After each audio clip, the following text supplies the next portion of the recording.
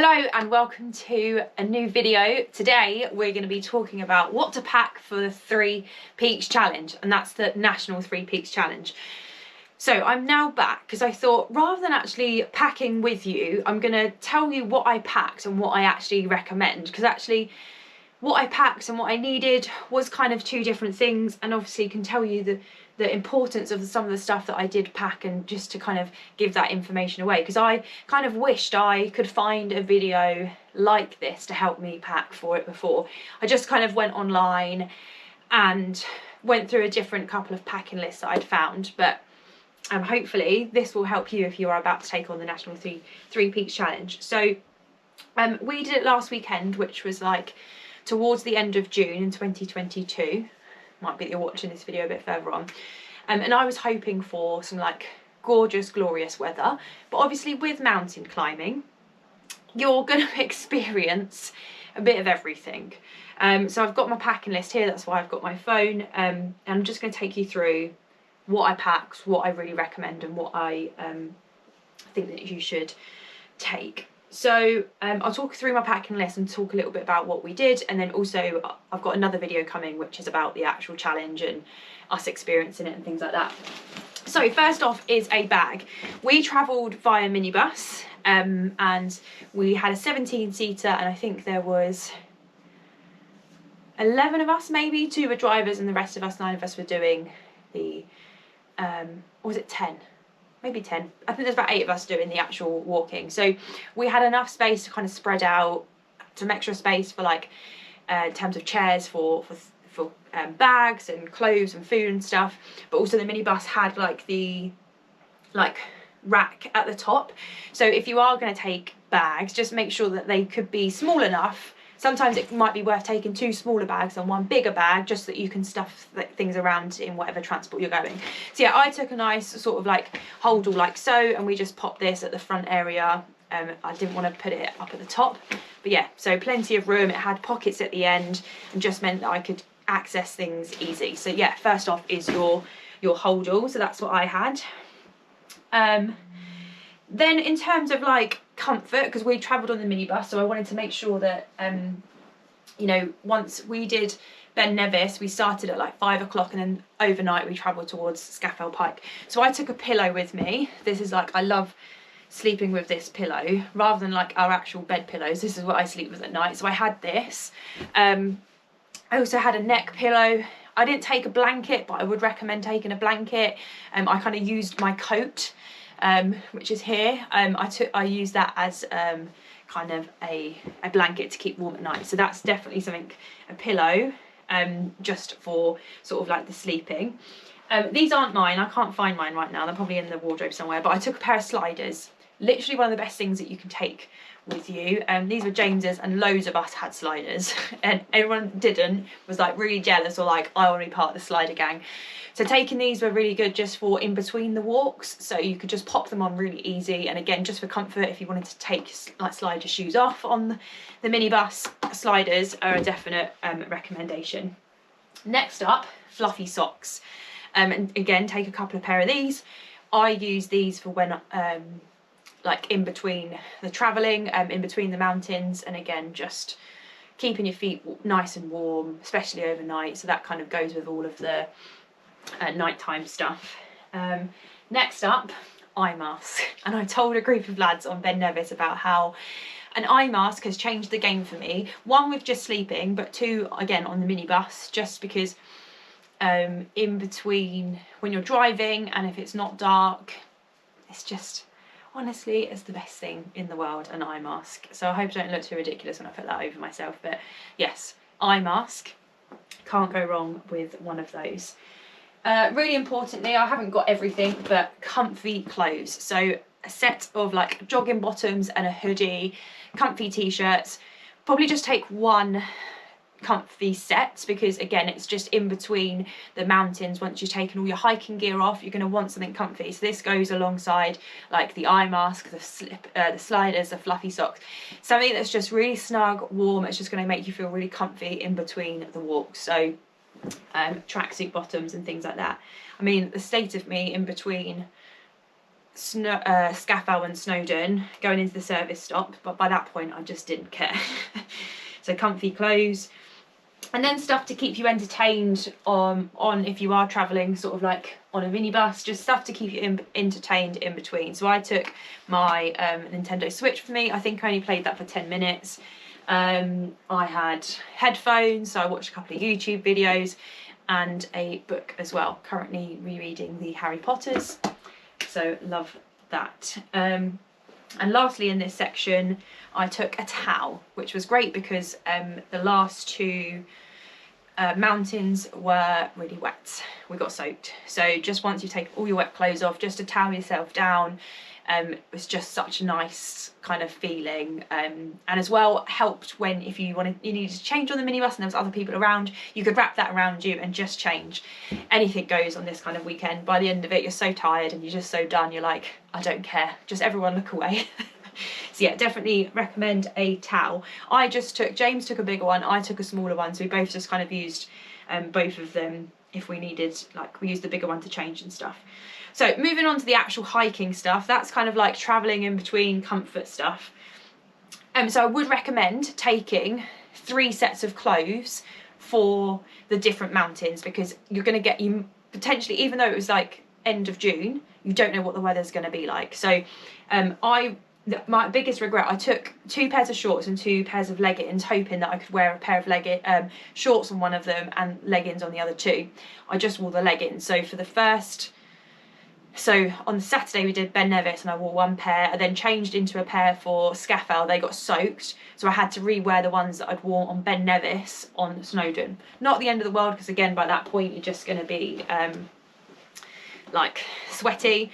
But I just took sort of like sports leggings. So I wear these Fusion pair, and they're great because even though they got wet, I didn't feel cold, if that makes sense. So I just wore like running leggings. I wouldn't wear like normal pairs of cotton leggings because they're just gonna keep the cold, like you're just gonna like feel really wet and cold. So yeah, running leggings. I took 2 pairs. I wish that I'd taken 3 with me. Some of the other team did wear shorts, but it's just personal preference, especially at Ben Nevis, like with midges, and apparently it's known for like bugs and getting bitten. So I just thought that's why I wore leggings. I probably could have got away with shorts in terms of the weather, but I didn't want to get bitten. So make sure you take like insect repellent for that if you are going to wear shorts. One thing that I didn't pack, but this was just due to like I didn't want to spend out on it, but if it is going to be really really wet, then waterproof trousers would be really good. Lots of socks, like lots of socks. Like when you're going to want to change socks in between each of the walks, like even if your shoes don't get wet, you're just going to want to change your socks just because of the sweat. And just honestly, changing your socks just is one of it sounds really weird, it's one of the best things when you've been for a walk, just a fresh pair of socks. So yeah, lots of socks and more than you need, just in case if you do need to change them a couple of times. I haven't actually got them here, but I might try and insert a picture because they're probably still like drying, but a decent pair of walking shoes or boots. Now some like things online will tell you that you've got to get like walking boots with the support. I had a pair of walking shoes and honestly they were great. Mine were really inexpensive. I bought them from Decathlon. I did a couple of walks in them before and they were perfect. Didn't get any blisters, no problems at all. Jobs are good in. Just because of the terrain, didn't really need like really expensive walking shoes. Like I'm not going to be doing something like this again, so I didn't want to really spend out on a lot of stuff. A couple of people wore trail trainers which they already owned. James bought a new pair of trail trainers because another excuse to buy a pair of Nikes, why not? But some people wore shoes, some people wore boots. So you could probably, depending on the time of year, you probably could get away with like sort of a decent pair of like trainers. But you know, these ones from Decathlon were like £20 or £30, I think. So it was fine, and I was happy to invest in that. The most important thing with that is the fact that they were waterproof. So Gore-Tex, I think, is what is waterproof, and it just meant because a few times there was, I think at Ben Nevis and Scafell, you had to walk through like waterfall, like a bit of water, and my feet didn't get wet because of that, so that was fantastic. Lots of fresh underwear. Again, I haven't got that here, I'm not going to show you my underwear on camera, but lots of fresh underwear, again, changing between the mountains and the journeys between. You know, we stopped off at services to change and whatnot sometimes, so again, fresh socks, fresh underwear, it's a game changer, so definitely that. I took 3 tops, and everything online said not cotton, which I would definitely recommend. So I think one day I wore a long sleeve top, the other 2 I just wore short sleeve, and it was just to add another layer into. So obviously I took my running hug top, I just took a scimitar top, and actually I did take this park run top. So just things that are breathable, because if you are going to sweat, then it's not going to kind of like stick. So definitely not cotton. So if you've got decent kind of like running or hiking stuff, then yeah, for me that was fine. I already had that kind of stuff. So again, new top for every mountain. Next up, layers. So that's layering is the trick to this challenge, because at the bottom it's going to be quite nice, the weather, if you've got nice weather, and then as you get further up to the top it's unpredictable. So sometimes we'd start off on the bottom of the mountain, like in a few layers, and then we'd get really hot, we'd take them off, and then we'd get higher up, get cold, and put them back on. So I took a couple of hoodies, so again I could just kind of take those on and off. So hoodies, a couple of the gang took some fleeces, and again that just keeps you super warm, especially if it's going to be colder up the top. So a couple of hoodies, a fleece, and then waterproof jacket. So originally I was just going to take my New York jacket, because if you didn't know, I've run the New York Marathon. So I was just going to take that. However, my friend Naomi lent me this amazing Peak Performance waterproof jacket. It's absolutely gorgeous and I loved it. It's got a hood. You definitely need things with some hoods, and it is a proper waterproof jacket. Now, waterproof jackets are expensive, but this was one of the best things that I had, because 2 of the mountains were terrible weather, and without this, you know, after Scaffell, I thought I was done. I was like, there's no way I could do Snowdon, and everything, like my leggings were wet, so luckily I had another pair of leggings, but if I didn't have this after Scaffell and I didn't have any dry clothes, I wouldn't have done there's no way I would have started doing Snowdon in cold, wet clothes. It just would have been an awful start. So if you can invest, or if you can borrow a decent waterproof jacket, then I would definitely recommend it, and just make sure it is waterproof, because some waterproof jackets aren't waterproof. You know, without that, my layers underneath would have been absolutely soaking. So waterproof jacket is a must. Hat and gloves. I only took 1 hat and only 1 pair of gloves, which I regret. I wish I had a couple of pairs. Again, I wish I had a pair of gloves for each mountain, and also decent gloves. Like, I wore some really thin running gloves, so my hands were absolutely freezing. On the way down from Snowdon, I genuinely felt like my hands were going to fall off. Bit of an exaggeration, quite dramatic. However, James he had these super thick gloves, and I was so much happier walking down the mountain with these gloves on rather than not having anything. So yeah, warm gloves, and a couple of pairs of them. Hand warmers as well. Do you know those ones that are like soft, and then you crack them and they go like hand warmers? If you can get some of those, amazing. In terms of hiking stuff, poles. Now, James and Sam didn't take the poles, but to me, they were so helpful with the down, especially because of like how slippy some of again, because of the weather, you don't know what it's going to be like. But the poles, again, saved my life. I think Sammy bought a pair for £10 from Decathlon. Again, Naomi, love you so much. She lent me these, so that was really good. And then bags to put all of your dirty stuff in, because then it kept all of my dry stuff, the wet stuff, it kept it all separate. So your Tesco 10p bags, whatever they are. Take loads of those and they will help you out. Next up, going on to sort of like miscellaneous things, a decent backpack. Again, I think this was about £9.99 from Decathlon.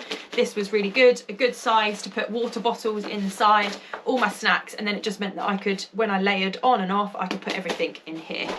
Oh, here's my sliders. I was too like prepared earlier, so I'd already put them in here for the video. If you can get a rain cover for your backpack if it's raining, that's also a good thing.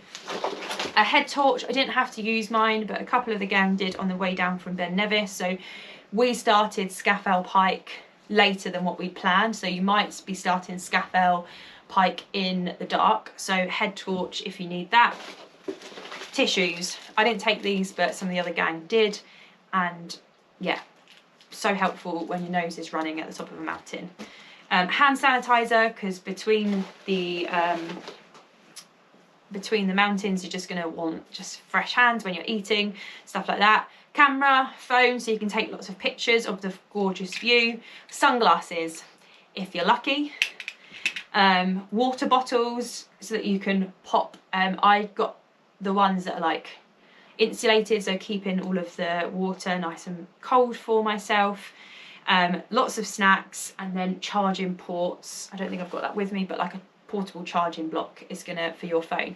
We were really lucky in the minibus, it had USB ports, so we were fine. I didn't actually have to use that, but I don't know what we would have done if we didn't have that, because everyone would have just had to use their ports. Anything? Oh, here it is. I am like more prepared than what I thought for this. So yeah, rain cover for the thing and charging ports. Baby wipes. Someone picked these up for me last minute. They were doing a Tesco shop, I think it was Spencer. So yeah, got me some baby wipes.